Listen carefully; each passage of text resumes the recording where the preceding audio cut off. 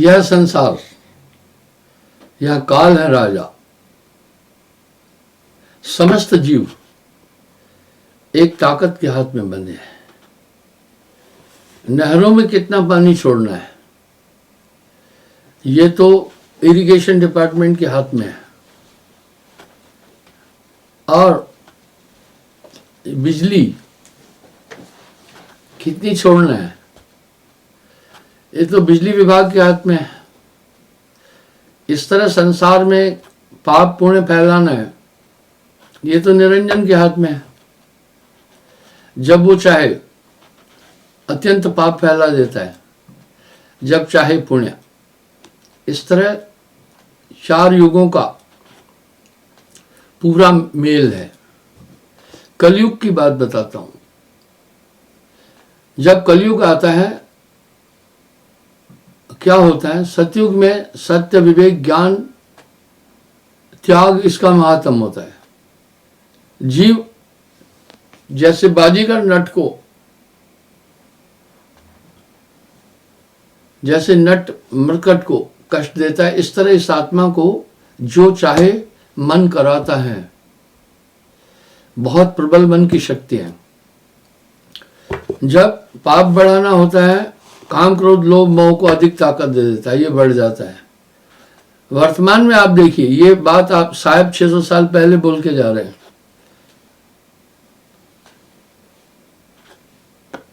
कलि कोतक घोर कठोर, महा सुख दुख को हरि नाम कहा। कपटी लपटी नर नारी गना, नहीं मानत संत महंत जना। मैं अक्सर एक बात बोलता हूं सत्संग में, जब मैं 10 बजे से 10:30 बजे 5 बार बंदगी होती है, यहाँ लोग आते हैं, मैं उनकी बात सुनता हूं। सुबह 6:30 बजे बंदगी होती है। कुछ लोग दूर से आते हैं, काम पेशे वाले हैं। फिर 1 घंटे बाद 7:30 7:15 बजे बंदगी होती है। उसके बाद फिर 10 बजे, उसके बाद फिर मैं यहां से लाइव प्रोग्राम देने के बाद 11:30 बजे बंदगी होती है। और उसके बाद मैं कार्य और साइट पर जाता हूं, वापस 1 बजे आता हूं, फिर 1 बजे बंदगी होती है। फिर 5 सवा 5 बजे बंदगी होती है। उसके बाद 8 बजे बंदगी होती है, 7:30 बजे। फिर 9 बजे के आसपास भी बंदगी हो जाती है। मेरे कहने का भाव है,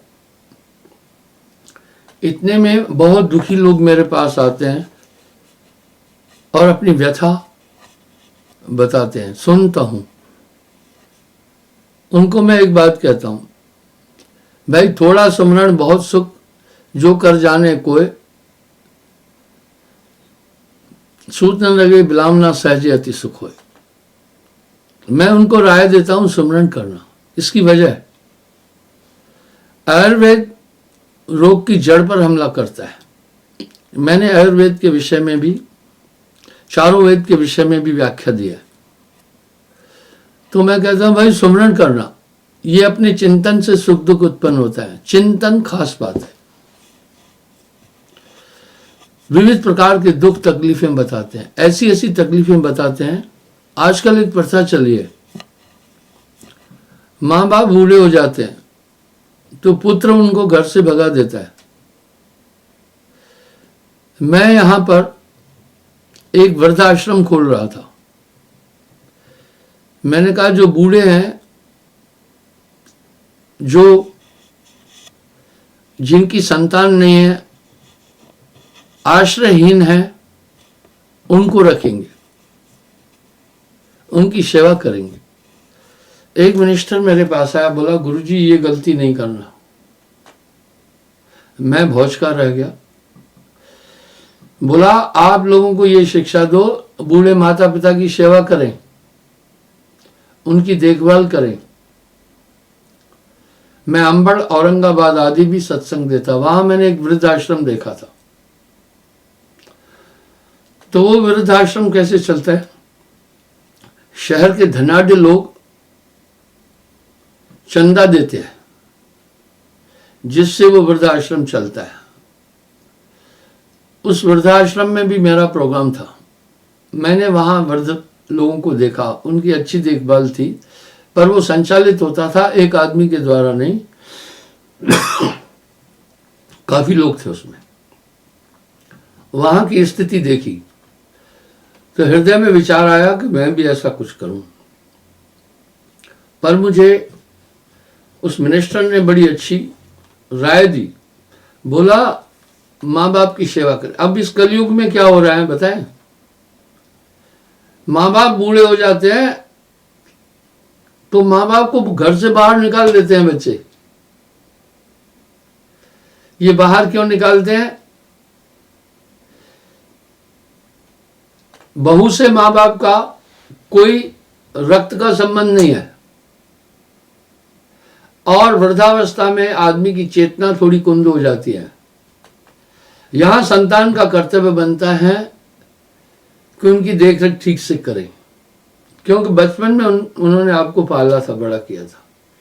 पर यह बड़ा कष्ट यहां भी साहब कह रहे हैं कि माता पिता को नहीं होगा। कपटी लपटी नर नारी जना, नहीं मानत संत महंत जना।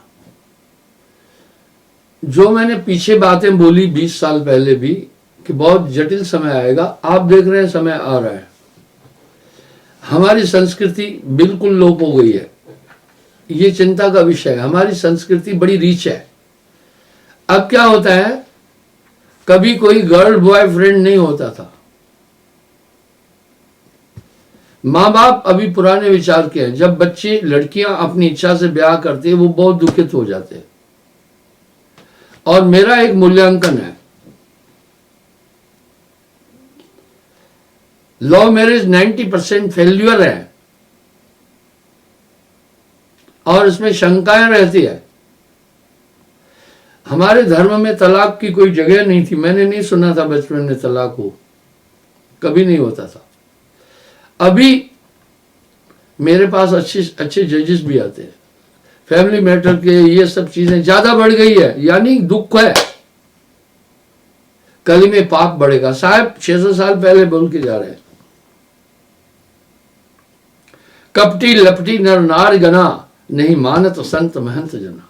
वो धर्म को नहीं मानेंगे, धर्म का लोभ होगा। ये प्रलय के चिन्ह होते हैं।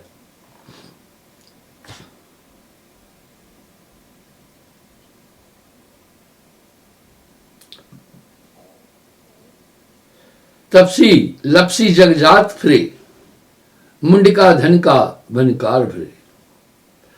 यानी कह रहे हैं महंत लोग भी कपट और दगा धोखा करेंगे, जो सामने दिख रहा है। ध्वज चिन्ह उन्हें नवेद किया, भगवा बश आलेख प्रिया। कह रहे ब्राह्मण ज्ञान विहीन हो जाएगा, वेदों का बोध उसके पास नहीं रहेगा,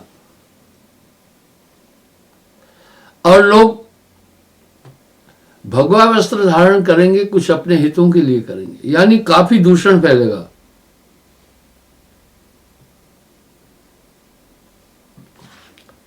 बहु यंत्रन मंत्रन दर्व हरि बिन नाम रमे के मुकाम परी। यानी प्रभु की भक्ति की तरफ आदमी हट जाएगा। वजह छोटेपन से ही बच्चा लैपटॉप में खेल खेलने लगता है।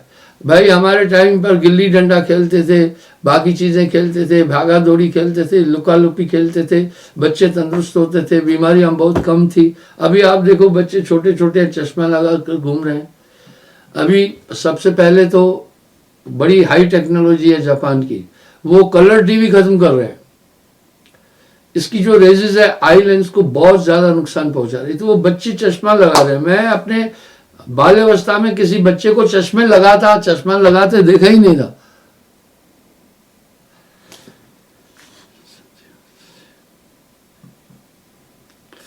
व्रति बिन सिद्ध जति फिरते, नहीं ज्ञान है चित बिना फिरते। स्थिर नहीं है, बस वो नशा करेंगे, सब चीज करेंगे, वृत्तियां अच्छी नहीं होगी। अब यहां एक सवाल उठा, जो साहब बात बोल रहे हैं, कितनी खरी बात बोली है। तज रूपवती युवती भरता, नहीं गार लहो परिनारी रता। सुंदर स्त्री को त्याग कर पर स्त्री की तरफ आदमी जाएगा, आदमी का कैरेक्टर डाउन हो जाएगा, बहुत डाउन हो जाएगा।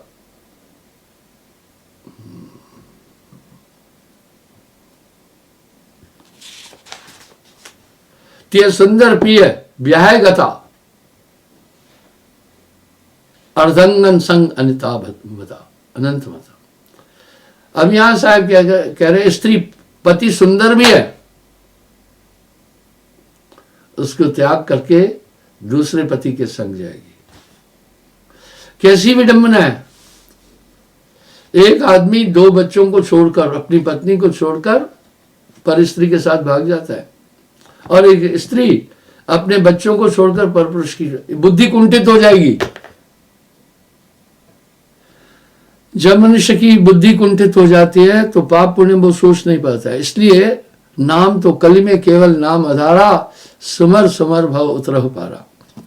और आदमी टेंशन में बहुत रहेगा। आप देखें इस समय दुनिया के अंदर बहुत ज्यादा 2 बीमारियों का प्रकोप है। एक टेंशन, अवसाद। वैज्ञानिकों के मूल्यांकन के अनुसार हर 10 आदमी में 3 आदमी टेंशन में है। ये बहुत बड़ी संख्या है। 30% लोग डिप्रेशन में रह रहे हैं। आदमी के मस्तिष्क की क्षमता कम होती जा रही है। ये सब कली प्रकोप है। कर पाप अनंत भनंत कहा, परिताप संतापन लोग जहा। इतना मनुष्य पाप करेगा, कदम कदम पर छल कपट करेगा। विषय भी यही सामने आ रहे हैं। 2 भाइयों की जगह बांट दी है बाप ने, एक अपना हिस्सा बेचता है, दूसरा भोला है, सोचता है इसने अपना बेचा, बाद में बचे हुए में कह रहा है मेरा इसमें भी हिस्सा है। वाह भाई वाह। कर पाप अनंत भनंत का, बहुत बड़ा पाप बढ़ेगा। जहां पाप बढ़ेगा वहां दुख आएगा, वहां बुद्धि कुंठित हो जाएगी।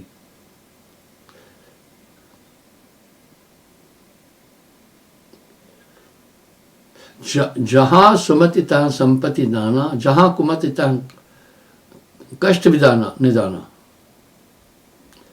जब मनुष्य की बुद्धि पर असर पड़ेगा तो ये इतने पाप करेगा और संकट में पड़ जाएगा। इसलिए सुमरण सुखदायक है।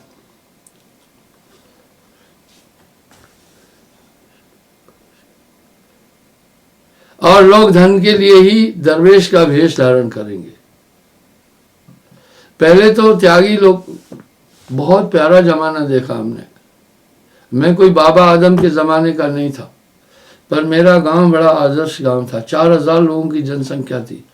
कोई रोग नहीं था लोगों के पास, कोई लोभ नहीं था, और सामाजिकता थी, बड़े छोटे का सम्मान था। बचपन की बात है, एक बार मैं एक बुजुर्ग को जाते, जयराम जी की नहीं बोला, मेरे घर शाम को उरहन पहुंच गया कि मेरे बाप के पास संदेश दिया, बच्चों को यही सिखाया, बड़े बुजुर्ग को इज्जत नहीं दो। अभी तो आदमी बुजुर्ग को पकड़कर गले से 2 तमाचे मार देता है। कितना बदल गया इंसान।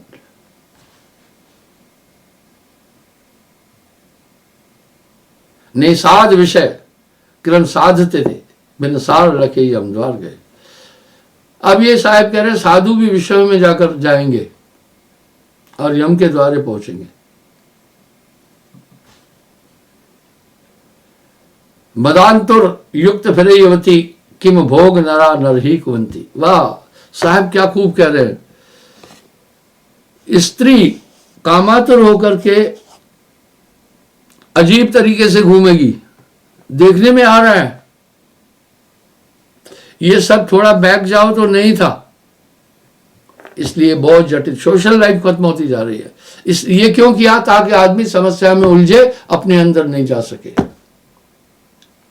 अपने को नहीं जान पाए। तेरे ठाठ भये तब घाट में नरा, न आधार कहूं वे विचार भरा।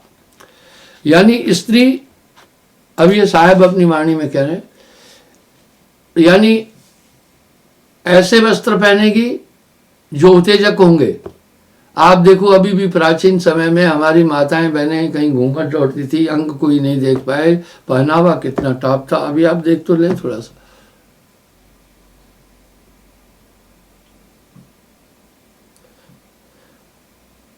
उठ गए श्रुति धर्मन के वक्ता। हाँ, धर्म के वक्ता लोग, धर्म का प्रचार करने वाले लोग भी लंपट हो जाएंगे। हाँ, लंपट शब्द बहुत गंदा है। जितने जितने शब्द साहब बोल रहे हैं वो सब नजर आ रहे हैं। अब यहां नानक देव जी एक ही बात बोल रहे हैं, कितनी गहनता है वाणी में। सकल रोग की औषध नाम। रोग काम, क्रोध, लोभ, मोह, अहंकार से उत्पन्न होते हैं। जब भी इंसान में ये बढ़ेंगे तो महारोग इसके शरीर में आएंगे। काम से 6 रोग उत्पन्न होता है, टीबी उत्पन्न होगी और शारीरिक कई रोग उत्पन्न हो जाएंगे। क्रोध से रक्तचाप, बीपी बढ़ेगी और कई रोग क्रोध से उत्पन्न हो जाएंगे।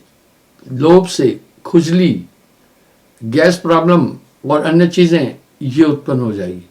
अहंकार से कंपायमानता और कई ऐसे रोग ये उत्पन्न होंगे। सीधी बात है, ये काम, क्रोध, लोभ, मोह, अहंकार आदि मस्तिष्क और अंतःकरण पर करारा प्रहार करते हैं। जब ये प्रहार होता है तो मनुष्य उसको समझ नहीं पाता है, इसलिए ये बहुत बढ़ेंगे।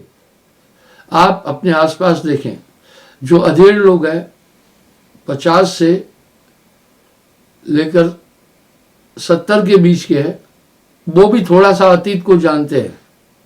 लेकिन जो बुजुर्ग हैं 70 के ऊपर हैं, 80-90 के आसपास है, उन्होंने एक अच्छा जमाना देखा था। तब आदमी भक्त था। कितना बदल गया, कितने कम टाइम में इंसान कितना बदल गया। प्रकृति के नियम कितने बदले हुए दिख रहे हैं। मुझे ध्यान है, गेहूं का दाना अभी के दाने से डबल था। सब चीजों में बहुत स्वाद था। हालांकि साहब ने उल्लेख किया है, सतयुग में आदमी की देही 28 हाथ थी। इसके प्रमाण मिलते हैं। और आयु 1 लाख साल थी। और गेहूं का दाना नारियल जितना था। क्या बात थी। त्रेता में आदमी की आयु 10,000 वर्ष हुई, इसलिए हजारों साल तपस्या की जाती थी। और गेहूं का दाना सुपारी जितना था। आदमी की आयु 10,000 साल थी। शरीर 14 हाथ लंबा था। त्रेता में ये साहब ने इसका उल्लेख किया। मनुष्य की आयु 1000 साल हुई। द्वापर में गेहूं का दाना बादाम के जितना हुआ और आयु 1000 साल हुई। प्रमाण मिलता है, द्रोण भीष्म शांतनु के पुत्र थे। उन्होंने फिर विचित्र वीर्य को देखा, बाकी को देखा। पांडु और यानी उनके पौत्रे हुए एक तरह से धृतराष्ट्र। फिर उनके बच्चों को देखा, इसका मतलब था परपोत्रे हुए दुर्योधन, अर्जुन वगैरह वगैरह। फिर उन्होंने उनके बच्चों को देखा, अभिमन्यु वगैरह, तापर पौत्र हुए। यानी भीष्म ने 6 पीढ़ी देखी। अपने बाप को देखा, अपने को देखा, उसके बाद फिर विचित्र वीर्य को देखा, उसके बाद फिर वो द्रोण उनको देखा, अपना धृतराष्ट्र और पांडवों को देखा, पांडु को देखा, फिर दुर्योधन, युधिष्ठिर आदि को देखा। 5 पीढ़ी, 6, फिर उनके बच्चे, उनको देखा। फिर 7वीं पीढ़ी वो नहीं देख पाए, 6 पीढ़ी देखी। अभी कोई 6 पीढ़ी देख ही नहीं पा रहा है। आयु 1000 साल थी। कलयुग में मनुष्य की आयु 100 साल। बिरला कोई 100 साल से अधिक जीता है। 100 साल है। और शरीर 3.5 हाथ रहा, द्वापर में 7 हाथ हो गया था। इस तरह और भी घटता जा रहा है, इतने इतने ठिगने लोग हो रहे हैं 5-5 फीट के। तो ये सब चीजें विघटन होता जा रहा है, ये विनाश और प्रलय की एक निशानी है। हालांकि कई चीजें अभी वैज्ञानिक नहीं पकड़ पाए हैं। यहां साहब कहे वर्णाश्रम धर्म के मर्म नहीं, सब शंकर भेन सुकर्म कही।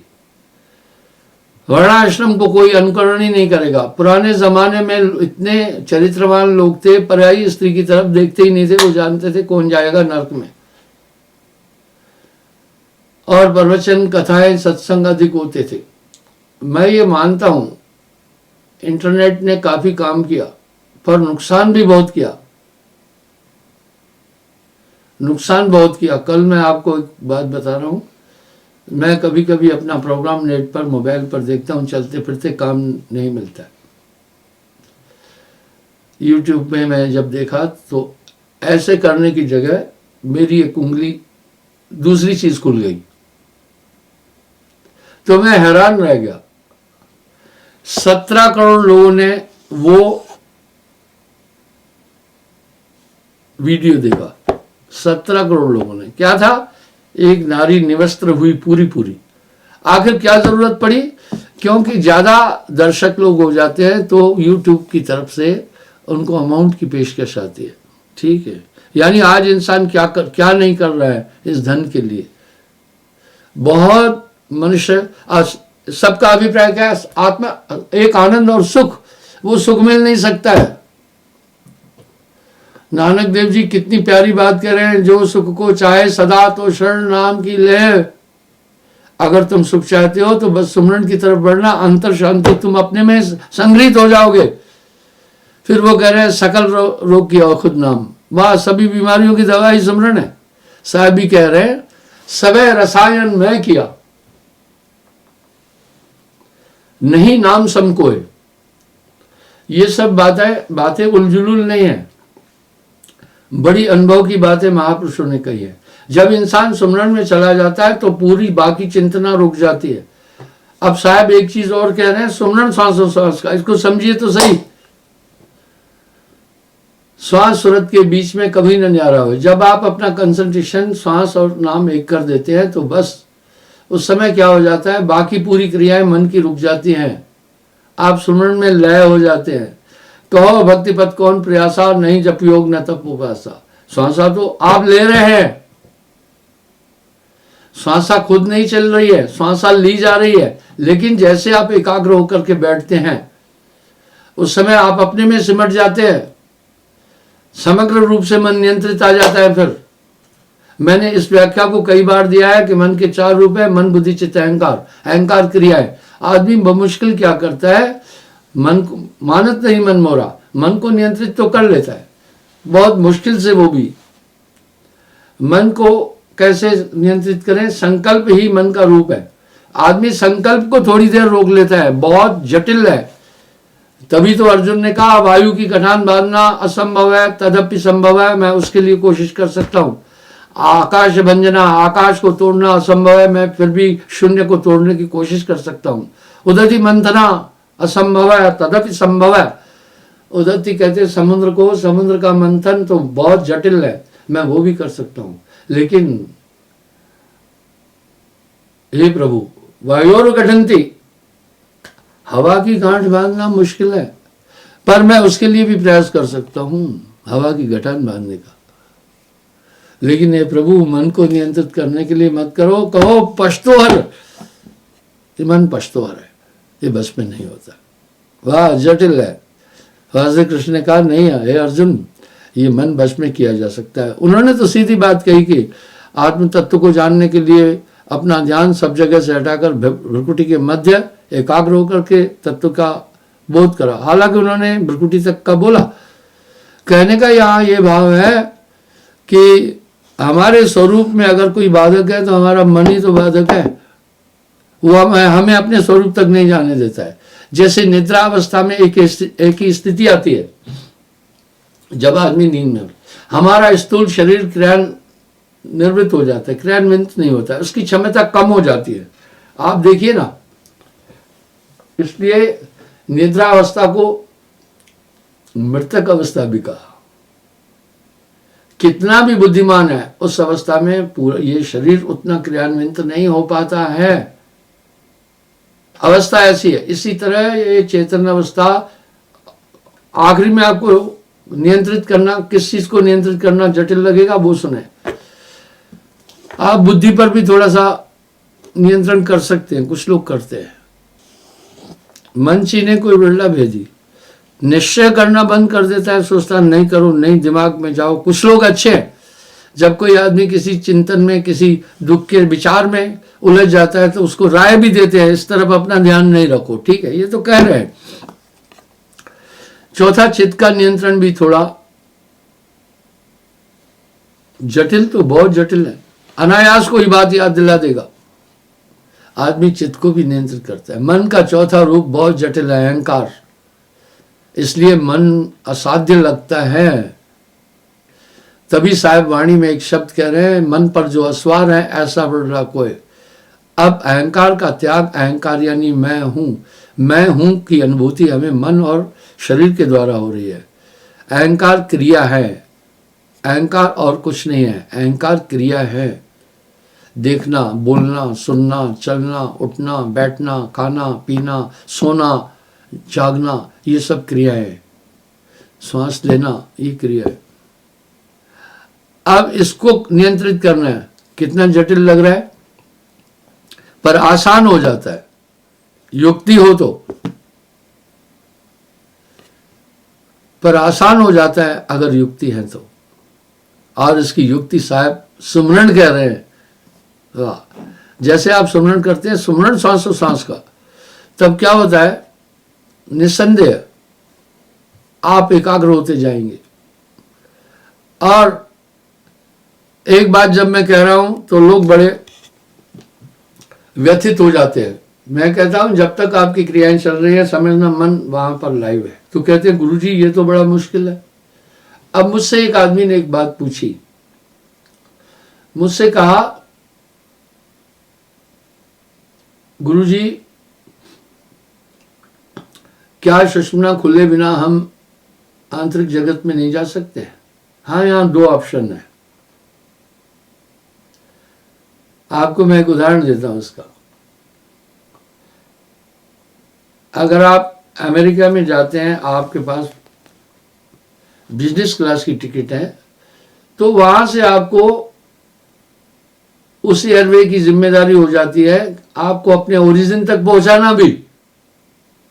आपको कुछ नहीं करना पड़ेगा, आपको अपने ओरिजिन तक भी पहुंचा देते हैं वो। वाह। इसी तरह जो रत रहता है और बहुत परिश्रम करने के बाद भी कुछ नहीं उत्पन्न होता है, तो उसके पास एक विरह उत्पन्न होती है। वो विरह परमात्मा को जगह देती है, उस तरफ भी तो पहुंच सकता है ना, परोक्ष अपरोक्ष दोनों रूप से। तो कहने का ये भाव है, पर कहो भक्ति पथ कौन प्रयासा, नहीं जप योग न तपोभाषा। सुमरण तो कोई जटिल भी नहीं है, बस इसमें बाधक एक मन है। जब आप सुमरण की तरफ जाते हैं सबसे बड़ी बाधा मन की आती है। जब आप सुमरण की तरफ जाते हैं सबसे बड़ी बाधा मन की आती है। और मन का ये चार रूप है। चौथे रूप में क्रिया, बैठना भी क्रिया है। जब आप बैठे हैं तो भी आपने बल लगाया है, आप खड़े हैं तो भी बल लगाया है, आप चल रहे हैं तो भी आपने बल लगाया है, ये क्रिया है। लेटे हैं वो भी है, तो आप कभी आप लेटना क्रिया है। आप लेटे लेटे करवट बदलते रहते हैं, यानी आप थक गए, एक साइड में सोए। तो ये क्रिया का नियंत्रण करना, यहीं पर ही मन जटिल है। जब लग आशा देह की तब लग भक्ति न होए। इस तरह से शरीर यही बंधन है, ये इसकी वृत्ति है, चंचल है मन की वृत्ति, शरीर की वृत्ति चंचल है। पर जैसे सुमरण करता है, यहां साहब एक शब्द फिर कह रहे हैं, तन थिर मन थिर वचन थिर सुरत निरत थिर होए। कहे कबीर ता पल्क को कल्प न पावे कोई। तन स्थिर हो, मन स्थिर हो, सुरत स्थिर हो, निरत स्थिर हो, सभी स्थिर हो, तो वो एक पल जो होता है वो बहुत बड़ी उपलब्धि दे जाता है। इसलिए बनत बनत बन जाई, बस जैसे इंसान सुमरन करता रहता है ऑटोमेटिक सब चीजें हो जाती है। कितने प्यारे शब्द साहब कह रहे हैं, श्वास सुरत के मध्य में कभी न न्यारा होए, ऐसा साक्षी रूप है सुरत निरत से जोए। जैसे जैसे आप एकाग्र होते जाएंगे आपको मन की गतिविधियां पूरी पूरी समझ में आती जाएगी। तरंगे समुद्र की वृत्ति नहीं है, समुद्र तो सुशांत है, वो तो वायु के प्रवेश के कारण से होता है, वो तो वायु उसमें तरंगे उत्पन्न कर देती है। इसी प्रकार से आत्मा शांत है, मन सयार मनसा लहर बहे कतौ न जाए, साहब वाणी में करें। इस तरह मन तरंग में जगत भुलाना। जब आप सुमरण कर रहे हैं उस समय आपका ध्यान कहीं जाना नहीं चाहिए, और वो खाते पीते जागते सोते भी होना चाहिए। ये खावता पीवता जागता सोता कहे कबीर सो रहे माही, जब ऐसी विधि बन जाती है तो उसको एक आंतरिक शांति मिलती है, बस नशा हो जाता है। नाम खुमारी नाम का चढ़ी रहे दिन रात, वहां से फिर नहीं हटना चाहता। नशा एक आदत कैसी चीज है, अगर आदमी एक तंबाकू खा लेता है मुंह में, कितना वो कड़वा और कितना जहरीला है, नशा बन जाता है, छोड़ता नहीं है। शराब पीता है, क्या फलों को सड़ा करके अल्कोहल उसमें पैदा करते हैं, क्या शराब है, नशा नहीं छोड़ पाता है। इस तरह बस नशा तो नाम का हो, वो खुमारी जब आ जाती है तो पूरी चीजें मन नियंत्रित आना शुरू हो जाता है। बचिए एक उपाय।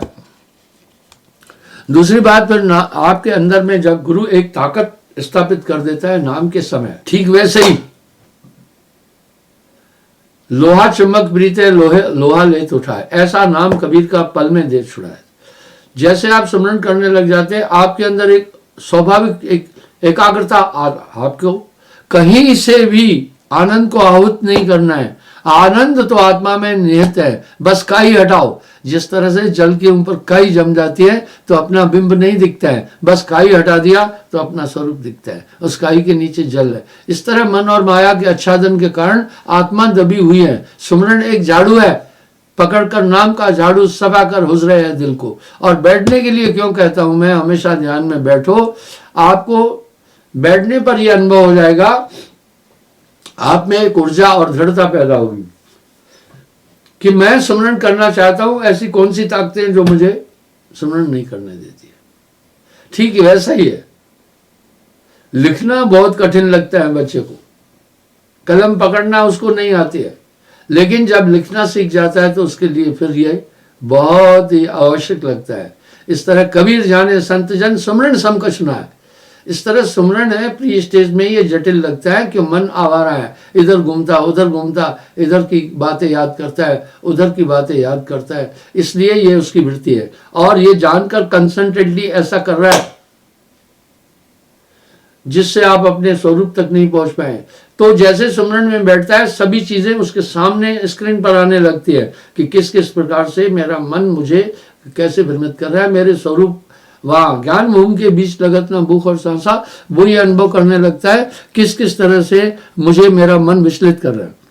वाह, ये जानने के बाद ठीक वैसा ही होता है जैसे तीक्ष्ण धूप में आदमी छायादार वृक्ष का साथ नहीं छोड़ना चाहता है, इस तरह फिर वो किसी भी तरह से सुमरण नहीं छोड़ना चाहता है। पांव और पलक की आरती कौन सी, आरती रैन दिन संत का है, क्षण सुमरे क्षण बिसरे ये तो सुमरण ना है, 8 पैर भी ना रहे सुमरण सोई का है। यही बात नानक देव जी भी कह रहे हैं, नाम कुमारी नाम का चढ़ी रहे दिन रात। वो फिर ऐसा हो जाता है, उसको जैसे नशा करने वाला पता है क्या चाहता है, अरे भाई गांजा क्यों पी रहा है, वो एक नशा उन्माद मस्तिष्क में लाना चाहता है। शराब पीने वाला क्यों शराब पी रहा है, वो जानता है कड़वी है, उसको शराब मीठी नहीं लग रही है, पर एक उन्माद के लिए वो शराब पी रहा है। इस तरह से एक व्यक्ति का शरीर उन्माद जब आ जाता है, इसकी हैबिट आ जाती है ना, फिर आदमी के लिए कोई मुश्किल नहीं होता है, कोई बहाना नहीं होता है, फिर खावता पीवता जागता सोता कहे कबीर सो रहे माही। कितने प्यारे शब्द संतों ने कह दिए हैं, जो जिसको सुमरण करता है उसी का रूप हो जाता है। सुमरण से सुख होता है, सुमरण से दुख जाए, कहे कबीर सुमरण किए साईं माया समा। इसको न भूलना, ये चलते फिरते उठते ध्यान रखना जागत सोवत धर धर मारे। जब आपका मन जैसा तपस्वी कोई है नहीं, 24 घंटे वो एकाग्र रहकर आत्मा को भ्रमित कर रहा है। वो जानता है अगर एक पल भी मैं हट गया तो ये अपने स्वरूप को प्राप्त हो जाएगा। वह एक पल, इसलिए वो हमेशा आपको, ठीक वैसे जेल में कैदी को एक पल के लिए भी मौका नहीं देते हैं। इस तरह भैया मन मानत नहीं मन मोरा, आपका बैरी है, इसको मन रूपी सुमरण रूपी रस्सी से बांध लेना, युक्ति से बांध लेना, चलते फिरते स्मरण करना। राम एक तापस्त्रिय तारी, नाम कोट गल कुमत उबारी। कहलक करो मैं नाम बढ़ाई, राम न सके नाम गुण गाई। नाम न रमत कवन दन लागा, मर जईबो क्या करप अभागा।